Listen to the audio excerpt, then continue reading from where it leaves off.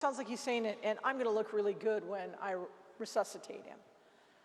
I don't think that's the point. John wants you to hear this gospel as something that walks with you. So all that weird language that's kind of disconcerting about, I'm talking to you, God, I know you hear me, and all these other people need to hear me too, is really about John wanting you to have a gospel that walks along with you in your life's journey.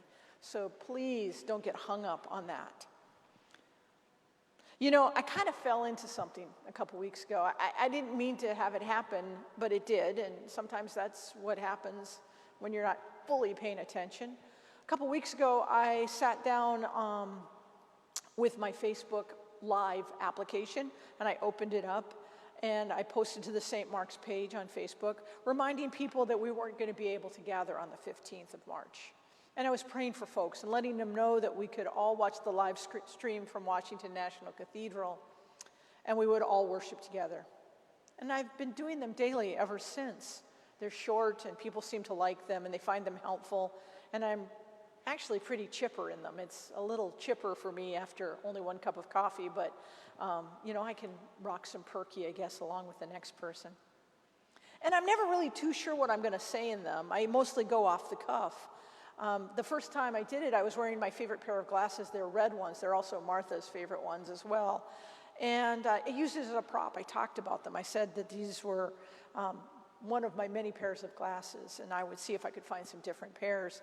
And believe it or not, I was able to find 7 different pairs of glasses that I was willing to wear on camera. I have some really, really unattractive ones I won't. And now I'm in the midst of my ball caps. I don't know. I don't have that many ball caps. I might. I don't know. But the last week, earlier on in the week, I wore one that I bought when I was in Banff, Alberta. And I was in Banff, Alberta last fall. And mainly because my friends Bill and Emily and my wife and I wanted to spend a little time together. So we went to Banff, and we chose Banff because it was somewhat of a surprise for our friend Bill, who'd always wanted to go to Banff, and especially Lake Louise. And he just thought this would be a great opportunity for him to see a part of the world that he really wanted to see. Now, you probably already know this about me, but I grew up in Calgary, Alberta, Canada, and Banff is about 90 miles away. So I spent a lot of summers up there hiking with friends, swimming in glacial waters, skiing at Mount Norquay weekend after weekend after weekend, going up to Lake Louise and skiing. I was never the skier that my sister was, but I did it fairly regularly. So I'd spent a lot of time in that part of the world. And truthfully, I was kind of done with it. It was become very touristy. There were more and more people there than when I was a child. And I just didn't want to go, but my friends did. And I love my friends, so off to Banff we went. And here's what happened. I saw that part of the world anew for the very first time. Think about your childhood home. Think about all the things that you used to do as a child, and to be able to see them brand new, to see them in a different light, to see them in a different way. Bill's delight at the mountains, Bill's delight at getting to Lake Louise and seeing that just perfect vista of 2 mountains crashing into each other in front of this green glacial lake delighted him. I myself was just irritated by the whole thing. See, when I was a kid, you used to be able to go up to Lake Louise and park in this little tiny parking lot and walk over there, and you were just all by yourself. Well, this crazy thing called Instagram happened to Lake Louise, and there were a bazillion people there. I actually don't even think I'm exaggerating. I think the actual number was a bazillion.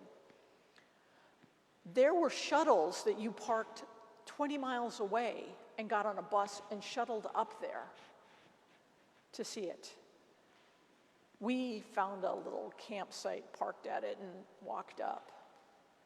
But Bill's delight so outweighed my irritation that I couldn't just do what I used to do as a child. This was something he'd always wanted to do. Seeing things with new eyes, hearing things with new ears is always what Jesus is trying to do in these Gospels. Jesus is calling us to see the world anew. We are people who are forged in seeing things anew.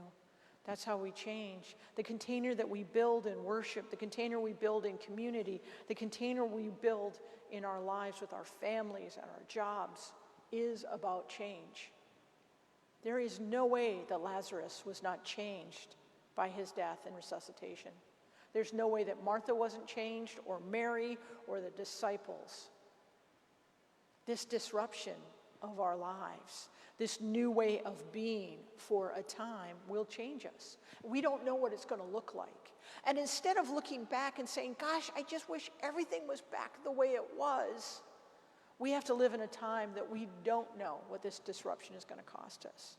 And we are all moving through that society.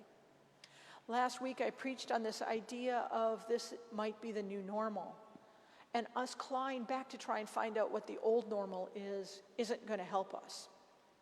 And we can pretend this is just a subtle shift, a disruption about how we spend our time together, because we don't want to realize how much this thinking, how much time we have on our hands to assess what our life is and isn't, how our patterns have changed, how our expectations have changed. We can't fill it up with the stuff we used to normally fill it up with. We can't go out to a new restaurant with our family. We can't go on a trip. We can't hang out and meet new people. None of it is going to work for us right now. We are in a new way of being. And that change, like Lazarus, like Mary, like Martha, will disrupt our lives. It will disrupt that container. You know, next week is Palm Sunday, which is unbelievable to me. And we get swept up in that story of that last week of Jesus' life on earth. We're not reenacting it. We are walking through it. We are walking through the end of his life. We're walking through that betrayal. We're walking through to the end of his time here. We're walking into a day when there'll be no Eucharist on Good Friday. In the Episcopal Church, that's the only day we don't have Eucharist, except for now. We're living into a place of spiritual communion. We should be hungry for Eucharist. We should be hungry for that bread and wine. We should be anxious to be back together. And when I bless bread and wine on that altar, I won't be taking it. It will be a matter of us all taking it together when we're back together. This year, we don't have the ability to be together, and it'll be different. And I know some of you are spending the first Easter of your life without your friends and family around a table. And I know for some of you, you have a very quiet Easter alone all the time. And maybe all of us will be changed to that to see where you are. And I know it's difficult. But this is the only way we're not going to continue to spread this virus around. So fight the urge to gather. Stay that 6 feet away from one another. We're doing everything in our power to keep each other safe, and we need to keep doing it. And we know that as we do that, we will be different on the other side. The disciples and Mary and Martha and Lazarus and all those who followed Jesus on the way, that way of love, were different. And we hear their stories later on in the Acts of the Apostles as they carry this message of this itinerant preacher out into the world, changing lives, changing themselves, costing them their very lives. We can't go back to what we used to be, nor could they. We will be different people. Our isolation will change us. But our work is to see the world anew, to hear with ears that are new what is out there for us. Like I said, I was shocked that Lake Louise was so inaccessible. And yet seeing it through Bill's eyes gave me a new delight, a new way of working through the world. I slightly irritated at Instagram, but that's how that story goes.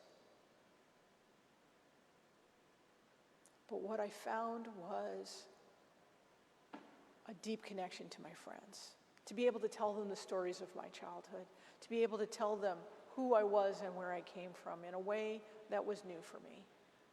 It wasn't about a bitterness of what used to be and it should be that way again. It was about, this is who I am, and they got to see me anew and hear me anew. And so as I move into this Easter season, uncertain, not knowing what the services will look like here, I'm trying to pause to learn, to appreciate, to be new. And I know that for me, my prayer has been and continues to be for all of you, but my prayer for myself is that I am more courageous and that I'm able to share that courage with others. I want to end with a prayer that my friend Terry Simpson shared with me earlier this week. It's from the Corrymeela community in Ireland, and it's a prayer for courage, and this is how I'm going to end. Courage comes from the heart, and we are always welcomed by God, the heart of all being. We bear witness to our faith, knowing that we are called to live lives of courage, life, love, and reconciliation in the ordinary and the extraordinary moments of each day. We bear witness, too, to our failures and our complicity in the fracture of this world. May we be courageous today. May we learn today. And may we love today. And the people say, Amen. Amen.